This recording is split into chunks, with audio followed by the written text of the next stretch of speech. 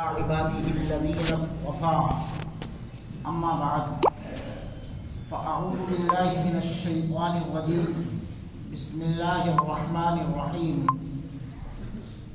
والنجم إذا هوى ما ضل صاحبكم وما غوى وما ينطق عن الهوى إن هو إلا وحي يوحى علمه شديد القوى ذو مرة فاستوى وهو بالأفق الأعلى ثم دنا فتدلى فكان قاب قوسين أو أدنى فأوحى إلى عبده ما أوحى ما كذب الفؤاد ما رأى أفتمارونه على ما يرى ولقد رآه نزلة أخرى عند سدرة المنتهى عندها جنة المأوى إذ يغشى السدرة ما يغشى ما زاغ البصر وما طغى لقد رأى من آيات ربه الكبرى صدق الله العلي العظيم وقال النبي صلى الله عليه وسلم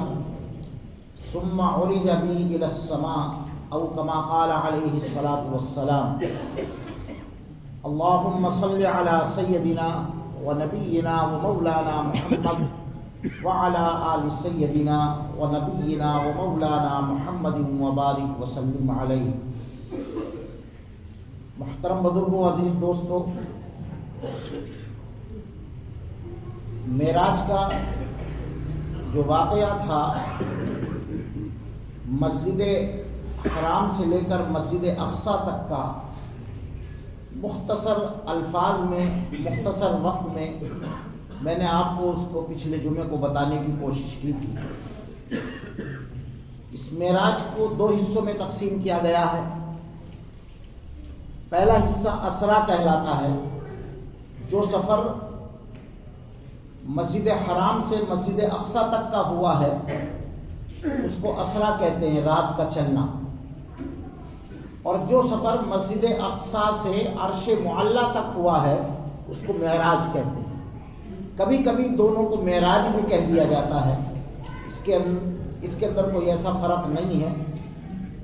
بہرحال معراج کا واقعہ بہت ہی تفصیل کے ساتھ بیان کرنے کا یہاں پر موقع نہیں ملتا ہے، تفصیلات ذکر نہیں دی جا سکتی ہیں، لیکن میں کوشش کرتا ہوں کہ جو اس کا خلاصہ ہے معراج کا وہ کم سے کم آپ کے سامنے آ جائے. اللہ کے رسول صلی اللہ علیہ وسلم کی طرف لوگوں کی جب نظر رہے گی کہ آپ معراج میں خود تشریف لے گئے، نہیں، بلکہ نظر یہ رہنی چاہیے کہ معراج میں آپ کو لے کے کون گیا. سبحان الذی اسری بعبدہ، پاک ہے وہ ذات جو اپنے بندے کو راتوں رات لے گیا. یہاں پر قرآن نے یہ نہیں کہا کہ سبحان الذی اسری بنبیہ یا برسولہ، کہ وہ اپنے نبی یا اپنے رسول کو لے کر گیا، بلکہ عبدیت کا ذکر یہاں پر فرمایا تاکہ نبی علیہ السلام کی عاجزی اور انکساری دنیا والوں کے سامنے آ جائے. اور جب وہ اللہ کی طرف جاتا ہے تو عبدیت کے مقام کو پسند کرتا ہے، اور جب اللہ تعالیٰ اس کو نبی اور رسول بنا کر بھیجتا ہے تو پھر نبی علیہ السلام اپنے لیے وہ لقب پسند کرتے ہیں جو اللہ نے ان کا انتخاب کیا ہے. جیسے یا ایھا الرسول لما تحرم، یا ایھا النبی لما تحرم ما احل اللہ لک، یا ایھا النبی حرض المؤمنین علی القتال، یا ایھا الرسول یا ایھا الرسول انا ارسلناک شاہدا ومبشرا ونذیرا وداعیا الی اللہ باذنہ وسراجا منیرا. جب اللہ اپنی طرف سے بندوں کی طرف بھیجتا ہے تو نبی علیہ السلام اور اللہ تعالیٰ اس لقب کو پسند کرتے ہیں جو اعلیٰ ہے. اور جب بندہ یہاں سے اللہ کی طرف جاتا ہے تو اس کو عبدیت سے تعبیر کیا جاتا ہے تاکہ یہ پتہ لگ جائے کہ میں اب اونچے مقام پر جا رہا ہوں. قرآن پاک کی اسی آیت سے یہ بات بھی ہمیں معلوم ہوتی ہے کہ اللہ تعالیٰ نے یہ جو سفر کرایا رات کا سفر کرایا، دن کا سفر نہیں کرایا۔ دن کا سفر اگر کرتے تو ظاہر ہے لوگوں کو معلوم ہوتا کہ آپ یہاں سے وہاں تک چلے گئے، لیکن رات کے سفر میں جانا پھر واپس آ جانا، یہ اس بات کی دلیل ہے کہ کون پیارے نبی صلی اللہ علیہ وسلم کی اس بات کی تصدیق کرتا ہے جو صدیق اکبر نے تصدیق کی، ان کے نقش قدم پہ چلتا ہے، یا وہ زندیق بنتا ہے ابو جہل کے اس طریقے پر جس نے بالکل ہی مذاق اڑایا اور انکار کر دیا۔ یہ امتحان بھی ہے، یہ آزمائش بھی ہے ہم لوگوں کے لیے۔ نبی علیہ الصلوۃ والسلام کے جو معجزات ہیں، معجزہ اسی کو کہتے ہیں کہ جو کوئی اور کر نہ سکے۔ کرامت بزرگوں کی جو ثابت ہوتی ہے وہ کسی اور سے ثابت نہیں ہو سکتی، کبھی کبھی کسی بزرگ سے کوئی کرامت ثابت ہو جاتی ہے۔ قرآن ایک واقعے کو بیان کرتا ہے، ہدہد ایک پرندہ ہے جو سلیمان علیہ السلام کے ساتھ رہتا ہے، اور جہاں آپ پہنچتے ہیں وہاں پر وہ پانی وغیرہ کا انتظام کرتا ہے کہ ہاں پانی اس جگہ پر موجود ہے، خیمے وہیں پر لگواتا ہے۔ ایک سفر کے اندر گئے تو وہ پرندہ غائب تھا، تو اس سے پوچھا کہ بھئی کہاں ہے، اس کو سزا ملے گی، غائب کیوں ہے؟ خیر اس نے آ کر اپنا عذر پیش کیا، کہا کہ انی وجدت امرأۃ تملکہم وأوتیت من کل شیء ولہا عرش عظیم، کہ میں نے ایک ایسی قوم کو پایا کہ جو اللہ کے علاوہ دوسروں کو سجدہ کرتی ہے، سورج اور چاند کو سجدہ کرتی ہے۔ وجدتھا وقومھا یسجدون من دون اللہ، اللہ کے علاوہ دوسری چیزوں کو سجدہ کرتی ہے، سورج پرست ہے، اور اس کے لیے ایک بہت بڑا عرش بھی ہے جس کے اوپر وہ بیٹھتی ہے، عرش سے مراد تخت ہے۔ خیر یہ اس نے آ کر خبر دی۔ اب حضرت سلیمان علیہ السلام نے چاہا کہ اس کے خلاف کارروائی کی جائے کہ بھئی اللہ کے علاوہ جو دوسروں کے اوپر جو دوسروں کو سجدہ کرتی ہے ایسی قوم وہاں پر موجود ہے، ان کو دعوت کا ایک انداز جو ہے وہ پیش کیا جائے۔ تو جب انہوں نے کہا کہ اس کے پاس ایک تخت ہے، تو حضرت سلیمان علیہ السلام نے فرمایا کہ اپنی قوت اور طاقت جو اللہ نے مجھے بادشاہت کے طور پر دی ہے، کہ ہواؤں پر بھی میری حکومت چلتی ہے، چرند اور پرند پر بھی میری حکومت چلتی ہے، جنات اور انسان پر بھی میری حکومت چلتی ہے، تو اس کا جو تخت ہے اس کو پہلے منگوایا جائے۔ تو آپ نے فرمایا کہ کوئی ہے ایسا کہ اس بلقیس کے آنے سے پہلے پہلے جو وہ تابع بن کر ہماری آ رہی ہے اور وہ اسلام قبول کرنا چاہتی ہے، اس سے پہلے پہلے اس کے تخت کو کوئی یہاں پر لے آئے؟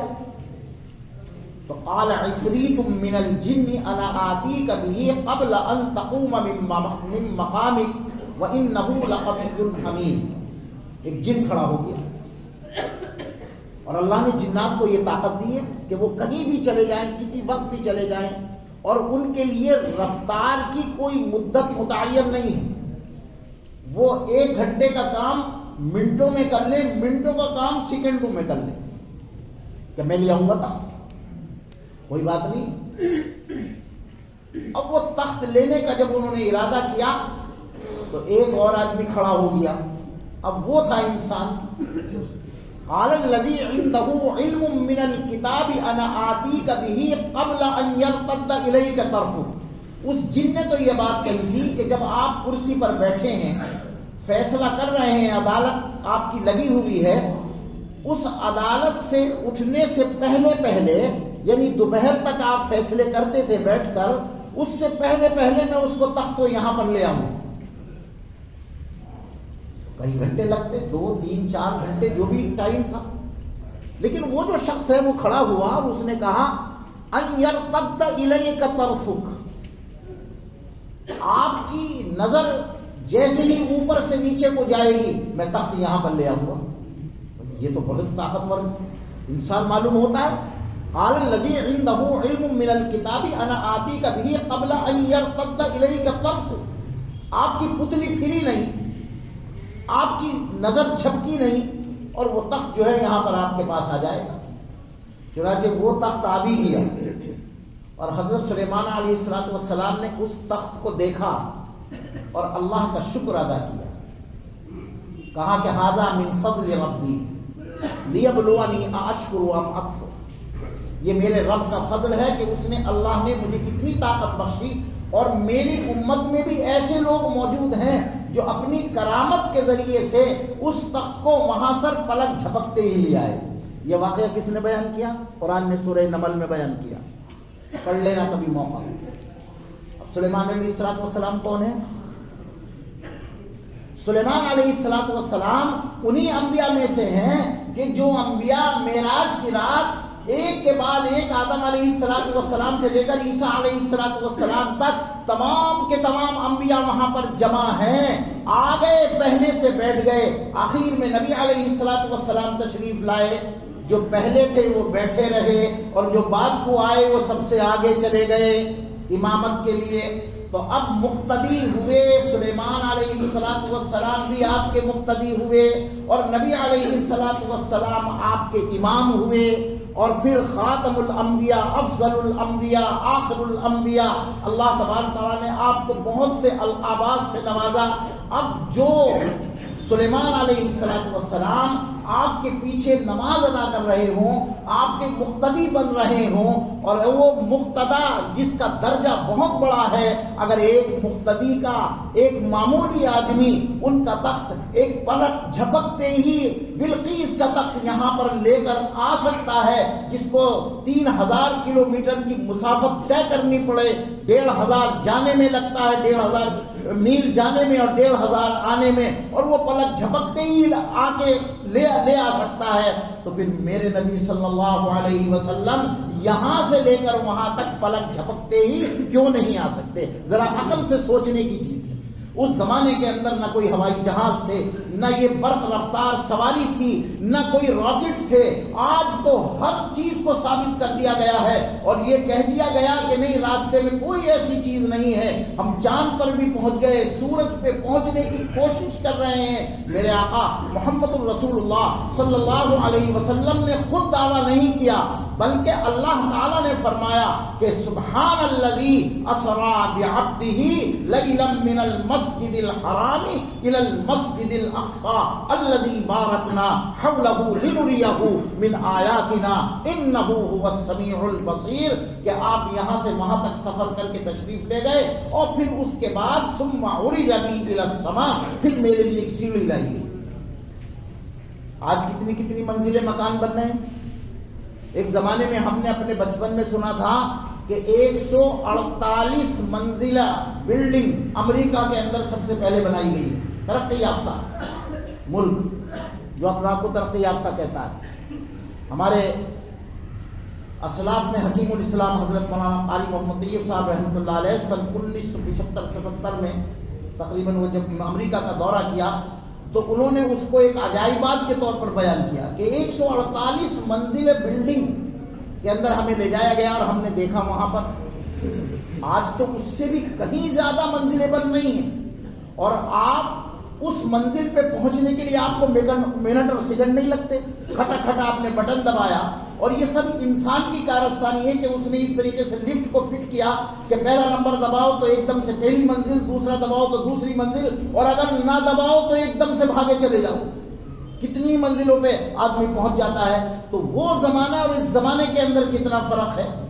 عزیز دوستو, سب سے بڑی بات تو یہ ہے کہ معراج آپ کو 2 سبق دیتی ہے, جو خلاصہ میں آپ کے سامنے بتا رہا ہوں.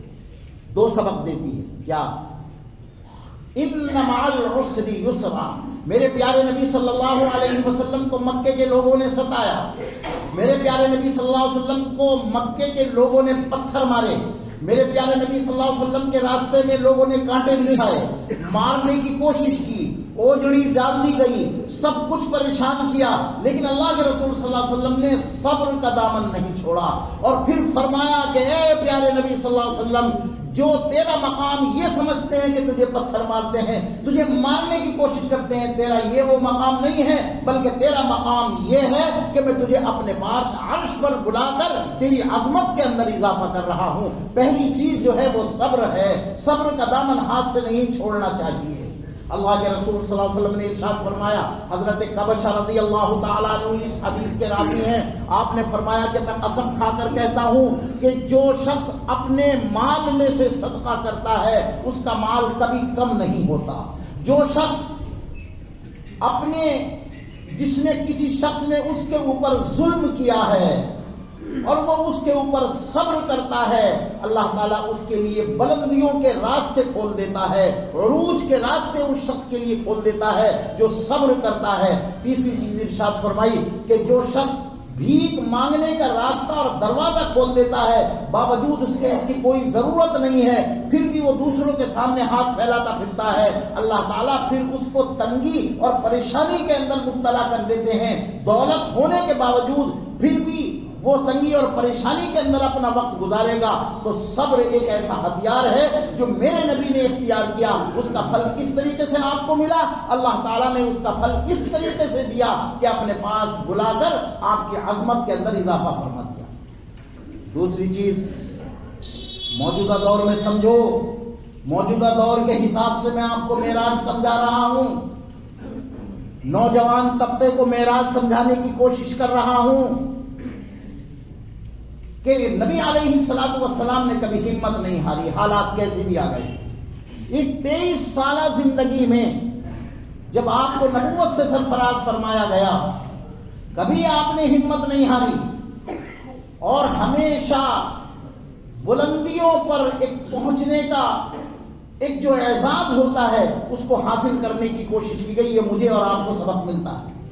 اللہ تبارک و تعالیٰ نے سورہ نجم کے اندر اس واقعے کو بیان کیا، اس کی تشریح اور تفسیر میں یہاں بیان کر ہی نہیں سکتا، وقت ہی نہیں ہے، لیکن علامہ اقبال نے اس کا جائزہ لیا ہے تھوڑی سی آپ کو سمجھ بوجھ جو اردو کو آپ سمجھ سکیں۔ دے ولولے شوق جسے لذت پرواز، کر سکتا ہے وہ ذرہ مہو مہر کو تاراج۔ اگر آپ کے اندر شوق ہے، لذت پرواز ہے، اونچا اڑنے کا شوق ہے، اونچا جانے کا شوق ہے، جو رکاوٹیں آپ کے لیے پیدا کی جا رہی ہیں ان رکاوٹوں کو دور کر کے اوپر جانے کا جو ایک انداز ہے، اگر وہ شوق آپ کے دل و دماغ کے اندر سمایا ہوا اور بسا ہوا ہے تو آپ کو دنیا کی کوئی طاقت جھکا ہی نہیں سکتی ہے۔ یہ معراج سے آپ کو سبق ملتا ہے۔ یاد رکھو، موجودہ وقت میں ہم بے انتہا پریشانی میں مبتلا ہیں، لیکن اس کے باوجود دے ولولے شوق جسے لذت پرواز، کر سکتا ہے وہ ذرہ مہو مہر کو تاراج۔ ناوک ہے مسلمان ہدف اس کا ہے سریا، ہے سر سرا پردہ جاں نقطہ معراج۔ ناوک کہتے ہیں چھوٹا تیر۔ اب جب چھوٹا تیر ہے تو بیچارہ کہاں تک جائے گا؟ آپ تیر چلائیں گے تو وہ تو یہاں سے لے کے یہاں تک زیادہ چلا جائے گا، لیکن نشانہ کیا ہے؟ سریا۔ سریا نبی علیہ الصلوۃ والسلام نے حضرت سلمان فارسی رضی اللہ تعالیٰ عنہ کے کندھے پر ہاتھ مار کر فرمایا تھا کہ یہ وہ قوم ہے کہ اگر علم سریا پر بھی ہے تو وہاں سے بھی یہ لے کر آئیں گے۔ یہ نبی علیہ الصلوۃ والسلام کے صحابہ کے اندر اللہ نے یہ بلندیاں حاصل کرنے کا جذبہ دیا تھا۔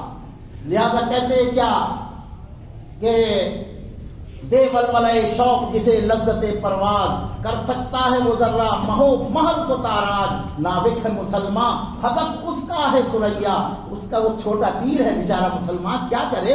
اس کے پاس کوئی ذرائع نہیں ہے، کہیں تک جا نہیں سکتا، لیکن ہمیشہ اس کا دماغ جو ہے وہ بلندیوں پر پہنچنے کا ہے۔ کہاں پر؟ سریا پر پہنچنے کا۔ اور یہ کیسے سمجھ میں آیا؟ ہے سر سرا پردہ جاں نقطہ معراج۔ نقطہ معراج سے ذرا اس راز کو سمجھنے کی کوشش کرو۔ یہ اقبال نے جائزہ لیا ہے، یہ باتیں آپ کو بتائے گا نہیں کون؟ میں آپ کو اسی لیے بتا رہا ہوں کہ اپنے حوصلوں کو ہر وقت بلند رکھو، جیسے بھی حالات آئیں اس کی فکر مت کرو کہ ہمارے سامنے کیسے حالات آ رہے ہیں۔ ہے سر سرا پردہ جاں نقطہ معراج۔ آگے دیکھیے آپ، تو معنی ون نجم نہ سمجھا تو عجب کیا۔ ابھی میں نے سورہ نجم کی آیت تلاوت کی، میں نے کہا نا تشریح نہیں کر سکتا، وقت نہیں ہے. تو معنی والنجم نہ سمجھا تو عجب کیا ہے تیرا مد و جزر ابھی چاند کا محتاج. یہ جو سمندر میں پانی آتا اور جاتا ہے، جب چاند آتا ہے نکلتا ہے تو پانی بھی آ جاتا ہے، مد و جزر جس کو کہتے ہیں، جوار بھاٹا. اور جب چاند چلا جاتا ہے تو پھر پانی بھی اس کے ساتھ ساتھ چلا جاتا ہے. تو چاند جو ہے وہ پانی لے کر آتا ہے کہاں؟ سمندر میں. وہ محتاج ہے چاند کا. مسلمان کسی کا محتاج نہیں ہونا چاہیے. اقبال نے لوگوں کو، ہم اہل ایمان کو یہ تصور دینے کی کوشش کی ہے کہ تم کسی کے محتاج نہ بنو. جیسے چاند کا محتاج پانی بنا ہے سمندر میں، تمہیں ضرورت نہیں ہے، اس لیے کہ تم نے اگر والنجم کے معنی کو صحیح طریقے سے سمجھ لیا، نقطۂ معراج کو آپ نے صحیح طریقے سے سمجھ لیا، پھر تم کسی کے سامنے اپنے آپ کو پست نہیں دکھائی دینے کی کوشش کرو گے، بلکہ اپنی ہمت اور حوصلے کو بلند کرنے کی کوشش کرو گے. یہ اس کا سب اہم، اس کا خلاصہ بیان کیا. نبی علیہ الصلوۃ والسلام نے فرمایا کہ مجھے اللہ نے وہاں پر 3 تحفے دیے. پہلا تحفہ 50 وقت کی نمازیں جو 5 وقت کی رہ گئیں. دوسرا تحفہ جو سورہ بقرہ کا آخری رکوع ہے، آمن الرسول بما انزل الیہ من ربہ والمؤمنون. یہ روزانہ رات کو اپنے گھروں کے اندر پڑھا کرو. کسی توہم پرست کے توہم پرستی میں مت آؤ. تم سے لوگ اور تمہاری جیبوں کو کاٹ لیں گے، تم سے کہیں گے کہ تمہارا کام بگڑ گیا ہے، اب تمہیں کیا کرنا ہے؟ تمہیں لال مرغا لانا ہے، تمہیں مچھلی لانی ہے، اس کے کانٹوں پر پڑھا جائے گا، تمہیں وہ فلاں کالا مرغا لانا ہے. ان تمام توہمات سے اپنا آپ کو بچا کر وہ تحفہ جو میرے پیارے نبی صلی اللہ علیہ وسلم کو اس معراج کی رات دیا گیا تھا، اس کو اپنے گھر کے اندر ورد کے طور پر پڑھو.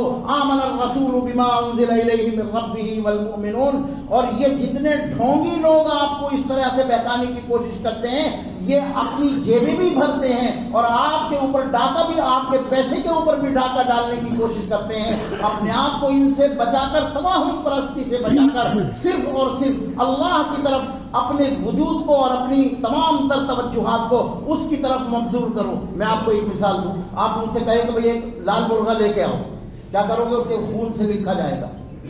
اچھا ذرا کہے گا میں خون ہی بھیج دوں گا، لال مرغا تو نہیں بھیج رہا، تو وہ تمہارا کام کرے گا؟ کہے گا ارے بڑا بیوقوف آدمی ہے اور بہت ہی کنجوس آدمی ہے. تو یہ سب توہمات ہیں، توہمات میں مبتلا.